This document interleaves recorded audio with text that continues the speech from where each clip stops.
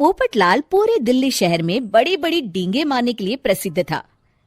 साथ ही वो अव्वल दर्जे का पेटू भी था। उसकी इस आदत के चलते कोई भी आदमी उसे अपने घर भोज पर नहीं बुलाता था। फिर एक दिन पोपटलाल अपनी बहन के घर जाता है, जो दूसरे शहर में रहती थी। अरे पोपटलाल, बड़े दिनों के बाद तुझे मेरी याद आई। माय डियर बहना, तू तो जानती है मैं अपने कारोबार में कितना व्यस्त रहता हूँ। हाँ, तेरी बात भी सही है। अब आया है तो कुछ दिन ठहर के जाना। अरे दीदी, ये भी कोई कहने की बात है। श्यामा देवी पोपटलाल को रहने के लिए एक कमरा दे देती है। अगली सुबह पोपटलाल जोर जोर से गरारे करना शुरू कर देता है। नकुल की पत्नी नींद से जाग जाती है और घबराकर अपने पति नकुल को जगाती है। अरे उठिए, लगता है हमारे घर में कोई जानवर घुस आया है।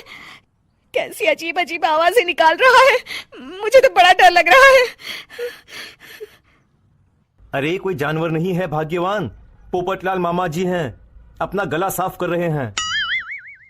इतनी सुबह सुबह? अभी तो सिर्फ 4 बजे हैं। मामा जी इसी तरह से जल्दी उठ जाते हैं। अच्छा, ठीक है। नकुल की पत्नी जैसे ही सोने लगती है और जल्दी नाश्ता भी करते हैं। क्या मतलब? मुझे अभी उठ के उनके लिए चाय नाश्ता बनाना पड़ेगा? हाँ। अरे मर गई रे, अब मेरा क्या होगा? फिर थोड़ी देर के बाद नकुल की पत्नी मामा जी के लिए चाय नाश्ता बनाने में जुट जाती है। अरे भाई वाह, बड़ी अच्छी खुशबू आ रही है। बहू, जो भी बना रही हो फटाफट ले आओ, जोरों की भूख लगी है। हाँ मामा जी, अभी लाती हूँ। देखते ही देखते पोपटलाल सारा नाश्ता चट कर जाता है। बहू, कल से पराठे में देसी घी ज्यादा डालना, आज कुछ मजा नहीं आया। हे भगवान, इसका नाम तो पेटू लाल होना चाहिए था। पूरे 10 लोगों का नाश्ता अकेले हजम करने के बाद भी इन्हें मजा नहीं आया। इस तरह रोज पोपटलाल सुबह सुबह घर के सभी लोगों को नींद से बेवक्त जगा देता था और हमेशा खाने की उल्टी सीधी फरमाइश करते रहता था।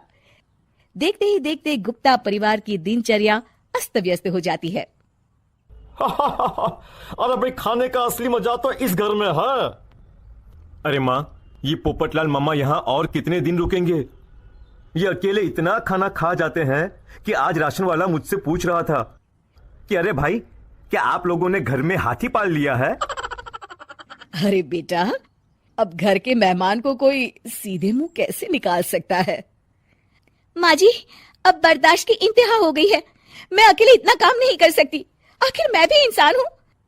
मैं कल ही अपने मायके चली जाऊंगी।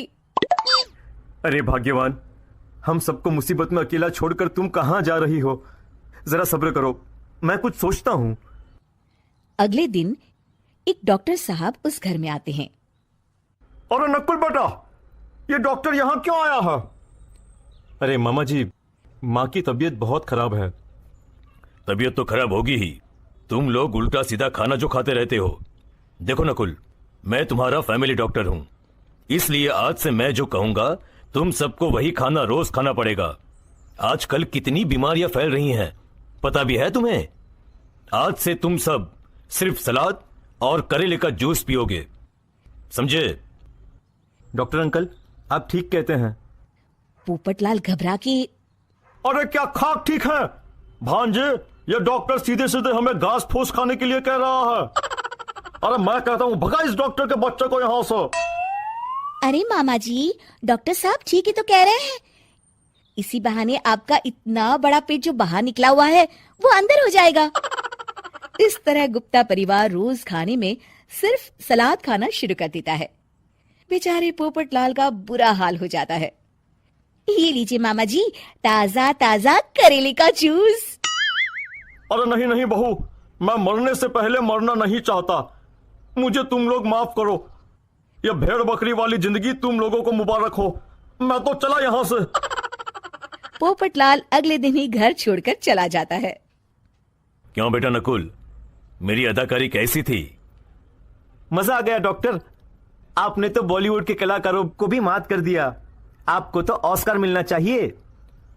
बेटा ये थोड़ा ज्यादा हो गया।